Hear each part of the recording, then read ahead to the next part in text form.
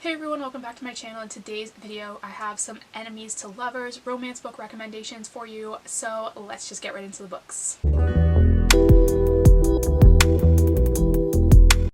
So the first book I have for you today is Still Beating by Jennifer Hartmann. This is a darker romance, but I really loved this one. It follows a girl who is kidnapped with her sister's fiance, and they kind of hate each other. They've just never really gotten along, and they get kidnapped by this guy who is like a serial killer, and his like thing that he does is he likes to make these two people fall in love before he kills them.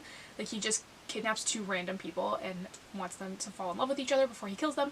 So he kidnaps these two together, and I don't think he knows that he is her sister's fiance. He just knows that they're not in a relationship because he asks them when he meets them on the street. And they end up obviously in this guy's basement, and they're kind of stuck together, and they go through obviously this big traumatic thing together, and because of that I feel like it sort of creates this bond between them that starts to grow, and there's obviously a romance involved in this. Like I said, this is a darker book. It's one that I thought was really interesting. It's definitely more of a unique book. Like, I've never read anything like this, and I thought it was really well done. I did really enjoy this one, and they definitely like had the enemies to lovers vibes because they're kind of like in a situation where they have to fall in love with each other, I guess. So it was definitely sort of an interesting twist on that. Next is Enemies by Tijan. This is kind of obvious that it would fall in this trope. It's like literally in the title.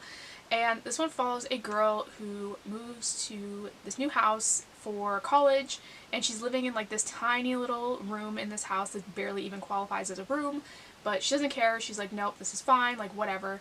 And she knows this guy in the same city who is on the NFL team for the city. And I will say I got a bit confused when I was reading this book because I don't know that it actually states he plays professional football. I thought he was a college football player, but he's not. He's like a professional football player in this book. And they sort of grew up together, but now they hate each other.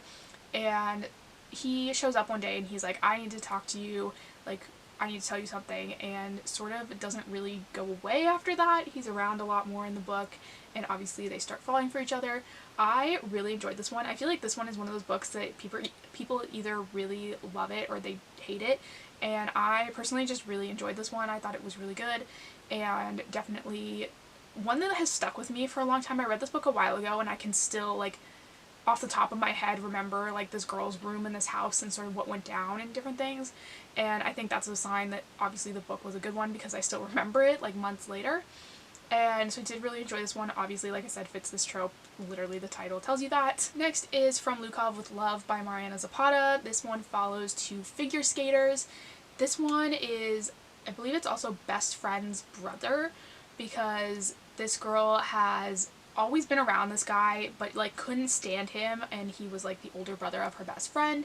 He's also a figure skater, and she of course is a figure skater as well, and he kind of gets to this point where he needs a partner, and he asks her, and she's like, why the heck would this guy ask me? Like, we can't stand each other. He's constantly picking on me, like he makes fun of me all the time or whatever.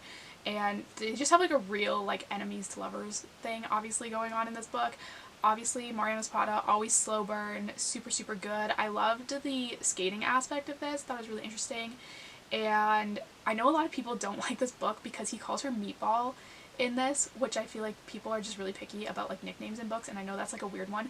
But I thought that was so funny in this book because it starts out more as like him making fun of her because she was like a little kid and he like called her Meatball.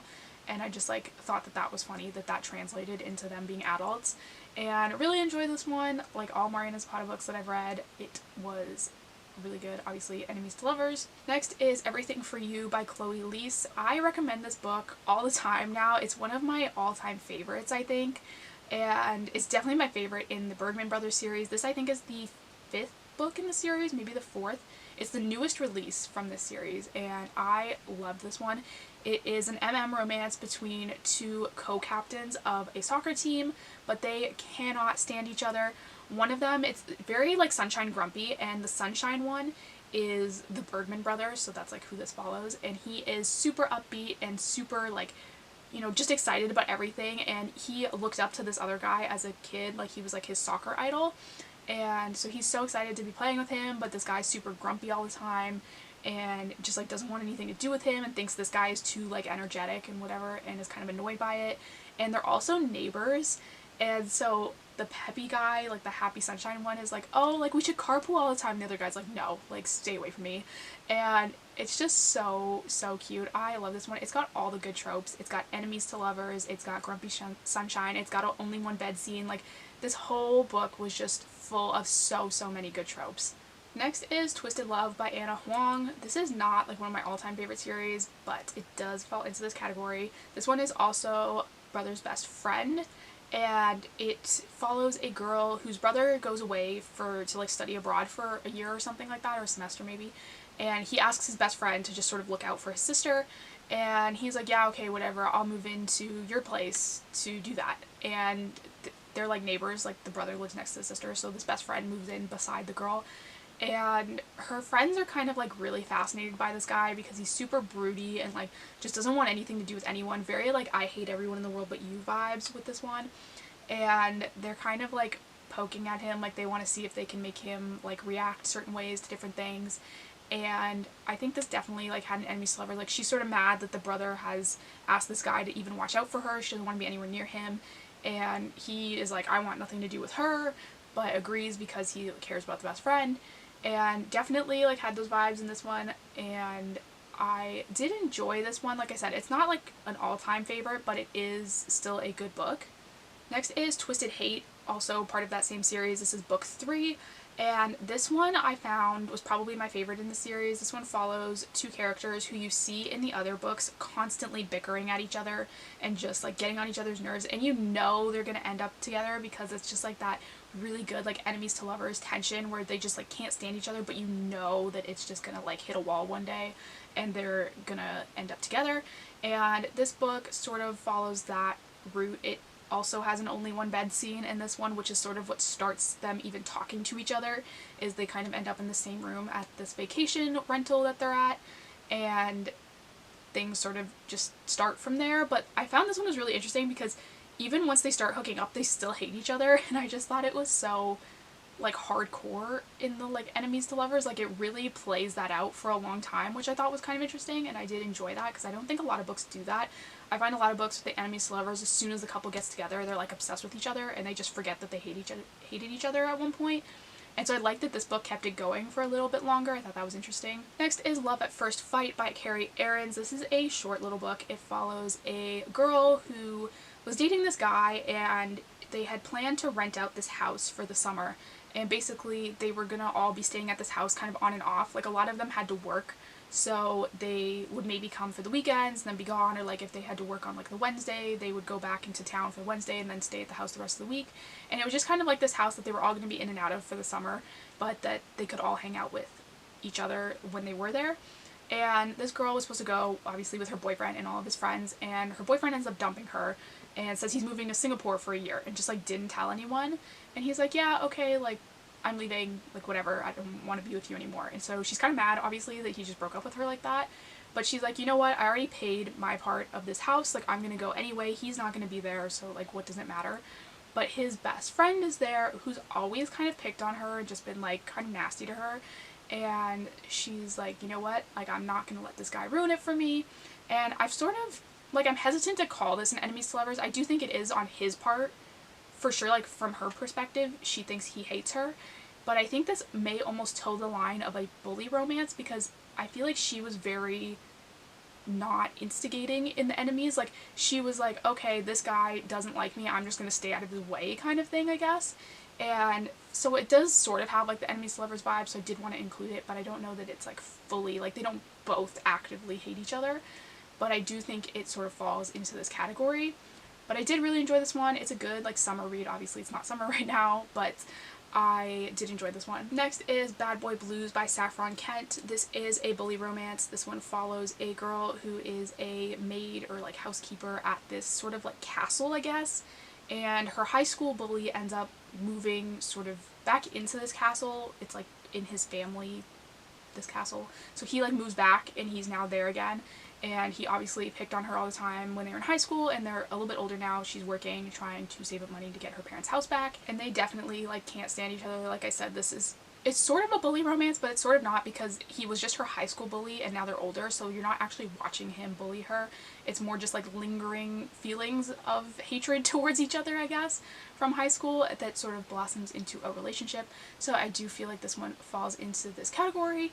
I did really enjoy this one. I think I gave it 4 stars when I read it. It was a little bit different, like I said, because it's not really a bully romance in the sense that it takes place during the bullying, but it's definitely like sort of dealing with the aftermath of that. So I thought this one was pretty interesting for that aspect. Next is Hating You by J.L. Beck and C. Hallman. This is another bully romance. I feel like that's a common theme in this video. This one follows a guy who is at the same university as this girl who testified that his brother had raped her sister, and his brother is now in prison because of that. And he is just like out to get this girl because he thinks that his brother was innocent, and he's like, you screwed over his life for no reason, like why did you testify that, like it wasn't true. And he's just like super angry at her and starts picking on her and just like going after her, and she obviously hates him because she associates him with this guy who went after her sister. And so they really just hate each other right off the bat, and things sort of go from there. This, I believe, it is the first in the series, but I think it's a companion series because it didn't really end on a cliffhanger. So I do think you can just read this one on its own. I did really enjoy this one. I thought it was sort of unique in that it's a bully romance that takes place in university. I don't think that's as common, but I did enjoy that in this one.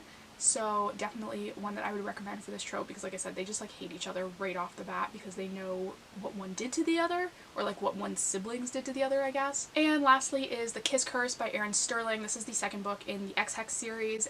So basically Gwen is the cousin slash best friend of the girl from the first book, and she cannot stand the girl from the first book, Vivi's husband, Reese's brothers, because they didn't come to their wedding, and she's like, that's just so rude. And she's just like got beef with these guys because she's like, they didn't show up, like they're the worst, like I hate them. And so she's running this tacky little Halloween shop one day, and one of the brothers shows up and he's like, yeah, I've decided I'm moving to the town. And she's like, okay, but I hate you and this sucks.